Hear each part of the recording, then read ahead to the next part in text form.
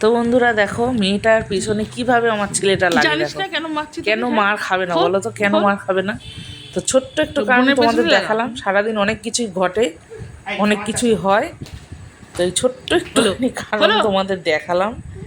হ্যাঁ, এইরকম সারা দিন নালিশ শুনতে শুনতে আমার মাথাটা খারাপ হয়ে যায়, কানটা আমার একদম শেষ হয়ে যায়।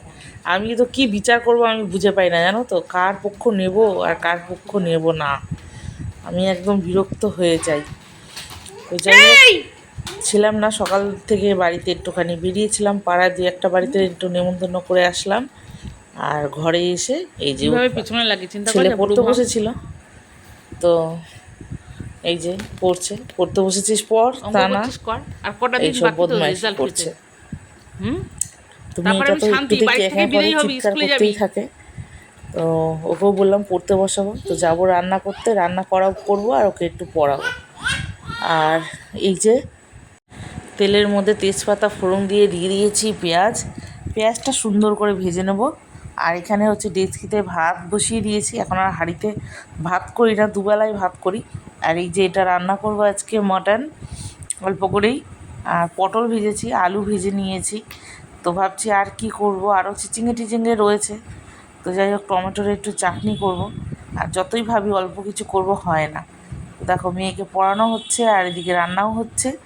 তো অল্প কাটা সজনে ডাঁটা ছিল, তো সজনে ডাঁটাটা নষ্ট হয়ে যাবে, তো ভাবলাম করে নেবো ওটাও। আর এখানে তো তোমরা জানোই কী কী মশলা দিতে হয় খাসির মাংসে। তো সব মশলা দিয়েছি, কষানো হয়ে গেছে, অর্ধেকটা মতন টমেটোও দিয়েছিলাম। এখন মটনটা দিয়ে সুন্দর করে কষে নিয়ে আলুটা দেব, দিয়ে কষাবো, কষিয়ে একদম সরাসরি প্রেসারে দিয়ে দেবো। আমার কাছে সবথেকে সহজ রান্না মনে হয় মাংস রান্নায় কোনো ঝামেলা নেই, একদম সহজভাবে সবাই পারবে, কোনো ঝামেলা নেই। মাছের থেকেও মনে হয় সহজ। তো যাই হোক, মাটন হলে তো আর কিছুই লাগে না। আর এদিকে দেখো আমার ঘরের মিস্ত্রি সকাল থেকে বাড়ি ছিল না, এই দেখো এসব কিনে নিয়ে এসছে, পাইপ টাইপ সব কিনে নিয়ে এসছে, ওই জানলার পর্দার দরজার পর্দার লাগাবে। আর বেড কভার নিয়ে এসছে, জানলার পর্দা কিনে নিয়ে এসছে, পর্দা লাগানোর ব্যবস্থা চলছে। আর বোর্ডগুলোর মধ্যে রং লেগে গেছিলো, বোর্ডগুলো এখন নিজেই পাল্টাবে। তো এই দিক থেকে আমার আবার মিস্ত্রির খরচ দিতে হয় না, একটুখানি চা করে দিলেই আমার মিস্ত্রি বিশাল খুশি। তো যাই হোক, চা দিইনি, আমি অনেক বেলায় রান্না বসেছি না, অত চা খায় না, বাজারে পাঠাবার সময় খাইয়েছিলাম চা করে। তো এখানে দেখো মাংসটা ফুটে গেছে, আমি এটা করে দিই মানে গ্যাসের প্রেশারের ইয়েটা খুলে দিয়েছিলাম। তো ঢাকনাটা খুলে দেওয়ার পরে একটু ফুটিয়ে নিচ্ছি, গরম মশলা দিয়ে নামাবো। আর আজকে সজনে ডাঁটাটা রান্না করছি সর্ষে দিয়ে। আর এই যে আমার হয়ে গেল মাটন পাতলা ঝোল, গরম মশলা দিয়ে নামিয়েছিলাম। আর এই যে ডাঁটা চচ্চড়ি, টমেটোর চাটনি, আর পটল ভাজা খেতে কে কে ভালোবাসে, এরকম গরম গরম পটল ভাজা গরম ভাতে আর শুকনো লঙ্কা ভাজা দিয়ে ভাত খেতে কিন্তু দারুণ লাগে। আমি কিন্তু ভীষণ ভালো খাই, খোসা সমেত আর কি, একটু চেঁচে নিয়ে ভাজতে হয়।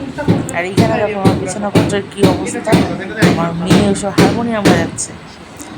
আর দেখো বাপ, এই মিস্ত্রি তুমি কি করছো? আমার বাড়ি ঘর ভেঙো না।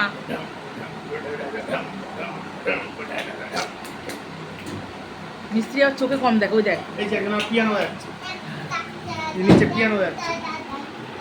তো মেয়েকে দেখে চান করানো হয়েছে, কিন্তু তার চুল টুল আশ্রয় দেওয়া হয়নি। আর ছেলে পুজো দিয়েছে, দেখো পুজোটা দেখা গেছে, ফুলগুলো কিন্তু সবই আমার গাছের। ছেলেকে ঠাকুরের বাসনটা আমি মেজে দিলাম, ও পুজোটা দিয়ে দিল। আর এই দেখো পর্দা লাগিয়েছে, পর্দা টর্দা লাগিয়ে বিছানাটা ঝেড়ে আমার ছেলে ঠিক করে দিল, নিজেই কিনে নিয়ে এসেছে পছন্দ করে।